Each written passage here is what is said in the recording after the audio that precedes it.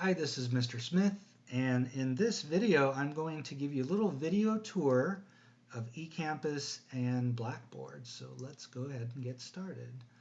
So eCampus, I was on the Dallas main page, and now since I've already signed into email, I came right up. I didn't have to put in my username and password, so you may be doing that right now. Or at some point. But anyway, once I'm in, I click here. I don't know if it's the same for students, but I'm guessing it's probably the same. And then I'll click on our class, which, let's see, it's somewhere around here. There it is. Okay, so the first thing you're going to see is you're on the announcement page, and there's an announcement. So you should read through this. It'll tell you the important things that you need to know as far as what's in eCampus and what I need you to do right away. And the first thing it's going to tell you is to click on syllabus, and you're going to want to download this. So click on this link and download the syllabus or print it out. And so you should print it out and read through it and just make sure you understand the things that are in there. If at some point during the semester you're not sure about something, it's probably in the syllabus. Of course, you can also ask me as well. And so, again, make sure you know what's in the syllabus. All right, the next thing I want to go to is taking an online course. So I'm going to go ahead and click on this first link. These are Dallas resources for students that are taking online courses, especially if you never have before. So it's got a really, I really like the presentation here. It's got some good information. And if you go to the bottom, or when you get to the bottom, there's also a nice little video that gives you some tips as well. So at a minimum, I recommend that you look through this page if you haven't already. And so that's good stuff. Now, if you click on the other one, it takes you to the same area. In fact, this is getting ready for online learning, and there's 5 major categories here, and the one we just went over was getting started. So if you're really nervous about this online class thing, you can read through this, and there's all sorts of information for you. All right, so that's, and I'm going to want you to look at that when you do your introductions. I'm going to ask you to share 1 or 2 things that you found on there that was useful. Hopefully you'll find something. If you're a veteran of online learning, then that may not be the case. Let's go to equations and factoring. Now there's not anything here yet. I've got a little bit of work to do to put some things on here for equations and basically solving equations and factoring. These are 2 of the really big problem areas for students that haven't done any algebra lately. And so if you want to, especially with the equations early on, the factoring, we'll get to that this week, but equations is the first thing, and then factoring. It's really important you have good equation solving skills and good factoring skills. So if you don't, there'll be some stuff in here. I hope to have it up later tonight, if not by tomorrow morning at the latest. And so I'll have that up there. That's completely optional. That's for students that know they need to do a little extra work because they're rusty. We'll go into MyMathLab in just a minute. If you want to email me directly, you can click on this link. If you click on this resources link, it shows you, talks about the library, or you can ask a librarian. You can click here for Brookhaven College Quick Start links. You have disability services, accessibility, student services. So there's some things on here. You might just want to look through it. If you click on help, it gives you a number for eCampus, and also you can get help online. And there's tutorials for eCampus and Blackboard, which is essentially the same. These were created by Blackboard. I'm guessing these are probably created by someone at the school. And so those might be useful to you. And so that's that. So then the next thing you see is there's a tutoring link here. So anytime I have office hours, this is where you would go to get help. Or if I want to do, or if people are asking for tutoring, we can go here, or I may set it up in a different spot. If you click on Math Tutoring Center, it gives you directions for how to use the Math Tutoring Center, and this would be at Brookhaven. And then finally, we have this button here. If you click here, it basically takes you to the dean's office, although there's actually nobody in there. They're all working at home, but you can get help through them there. All right, so let's go back. Now I haven't put up, there's going to be a link for a discussion board, and that's where you're going to be doing introductions.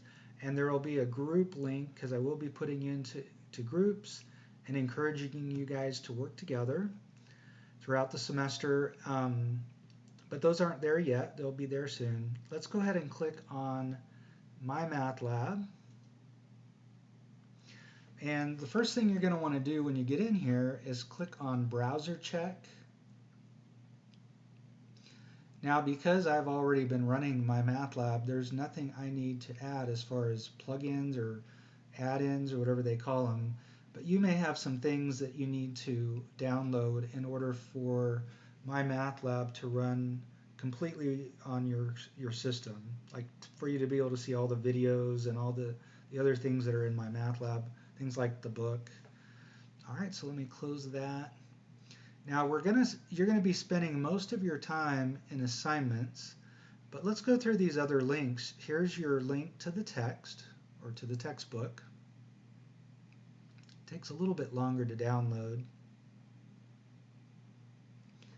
So once it's downloaded, it'll be the first page of chapter 1. If you click here though, you can go to whatever section you want to go, say chapter 6, 6.1. And then, now normally, say I only have I don't have my full page open, but it's pretty easy to move from page to page with this. You may want to play around with that, but I think you'll find it's pretty easy to use. If you click on Multimedia Library, that's where all the videos and PowerPoints and all the other things that they create for the book, that's where you'll find them. Now, when you do your homework, you're going to find that you have a video file and then you have an assignment file. In the video file, you're going to find information. Basically, that's instead of being in a classroom and getting a lecture or a lesson, that's where you're going to learn the material using what's in there. And then you'll go to the assignment link. But so let's say I want to get, like you might be late in the course and you're like, man, I need to go back and look at something in chapter 1, section 1.3, and you can click on these and you have access to all that information. And let's see, it does look like there is a PowerPoint for each section, and also you have access to the textbook as well, which you're going to find you can get to the textbook a number of different ways. Okay, so then we have the grade book. And is that going to work? There it is. So when you click on here, it can break things down as far as how your points came or your total's been calculated. But this is where you'll go for grades. And there's a link for integration support. And if you click on that, this is where you'll need to go if for some reason you have problems with MyMathLab during the semester and you talk to someone in their support for MyMathLab support. And they'll want to know this ID here. In fact, I think they'll ask you to click on this link here and you'll send them either this ID or whatever information they need. But that's what this integration support is. And then finally, if you're concerned about accessibility, you can, and that's just meaning that the lessons are accessible to you. You know, maybe you have some kind of disability. So there's some things in here that you can check out. All right, so we're ready to go into assignments. And again, this is where normally you're going to spend most or all of your time. So you'll notice there's an orientation homework that's optional. And this is to give you some practice entering answers in MyMathLab. Now, a lot of students these days are pretty savvy with technology, so you may or may not need to check that out. Oops, I need to go back. And so, but that'll be available to you all semester. If at some point you're struggling putting in an answer or something, it may help to go through there. So remember what I said, you have a link for your notes and your videos, and then you have a homework link. You can see everything's due on 8:30 for sections 1.1 through 1.3. Remember, in order to be certified as attending the course, you need to complete those with an 80%. So let's go ahead and click in Notes and Videos. So these are videos, and then notice this is a PowerPoint. So that's PowerPoint Notes. This takes you to the textbook, but you could just start on example 1 and just start watching the videos. Now those are the books materials. These are my videos. So basically, what I normally do in class, I have taped or I have made videos for, and those videos are here. Of course, I would recommend that you watch my videos, and that would be my suggestion, but you have access to everything that's here. Now, when you're, well, actually, we'll talk about that later. So let's go ahead and click out of here, and now let's go into the homework section. Oh, by the way, on the notes and the videos, you know, one of the things students do with online courses is, you know, in some cases they do things differently where maybe they shouldn't. And I'll give you a great example of that. You really should get a notebook, and as you're in the notes and videos, you should be taking notes in your notebook. That's what you would normally do in the classroom. And then once you feel like you've got the material down, then you go to section 1.1. Well, you go to the homework section. And now as you're doing the homework, so maybe you have your notes section or even a book that's just for notes, and now we're ready to do the assignment. And again, I would encourage you to do the assignment problems in your book, copy down the problems, show your work, and so later when you get the quizzes, when you get to the tests, you can go back and you can, you know, hopefully find things, you know, areas where you're weak, you can study some more, and it's really important to have those notes. The other thing about taking notes is it helps as far as remembering things. I know for myself, writing was a big part of learning. Highly encourage you to have a notebook and take notes just like you normally would.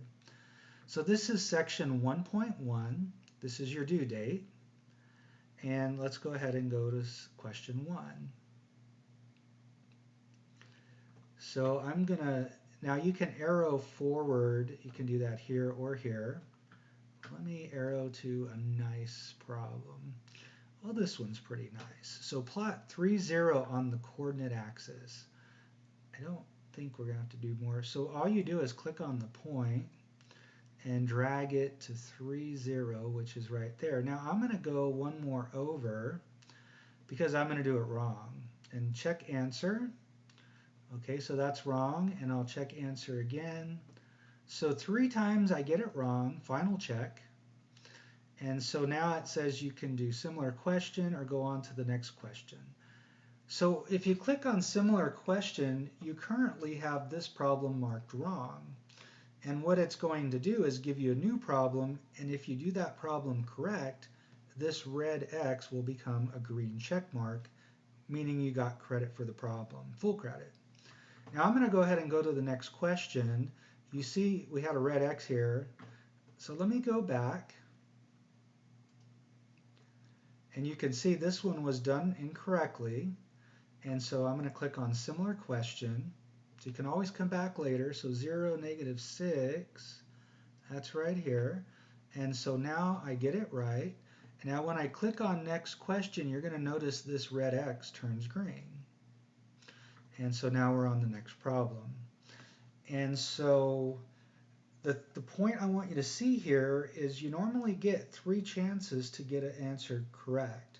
If you get it wrong, it's marked wrong, you can still get full credit for that. All you have to do is click on a similar problem or whatever it was and redo the problem correctly and you'll get it right. So my point is, if you're willing to put in the work and correct your mistakes, there's no reason why you can't get 100% on every homework.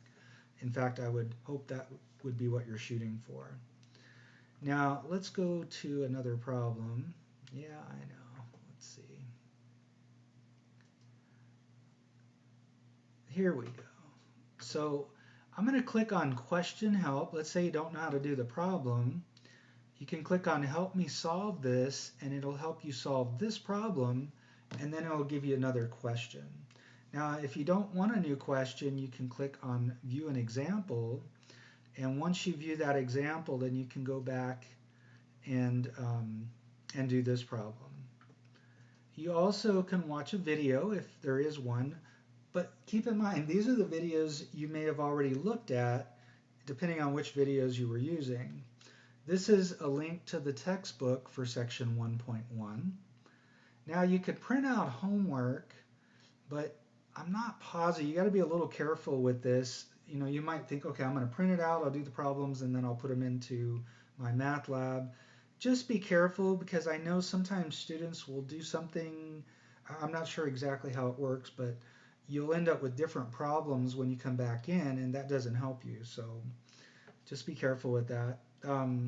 Ask My Instructor, if you click on that, a lot of times students will get to a difficult problem and they'll send me, or they'll click on Ask My Instructor, and they'll tell me what their question is, but the nice thing is I can see the problem. And so what I normally do is either do a simple solution on paper if it's not too much, and I think that's going to be enough, or sometimes I'll make a video. And then I'll try to make those videos available to everybody, so if you're having problems on a homework problem, you can go and see if I've done a video on it. But anyway, so this is one way you can contact me for help. All right, so I think that's just about it. I think we'll stop right there, and that's it for this video.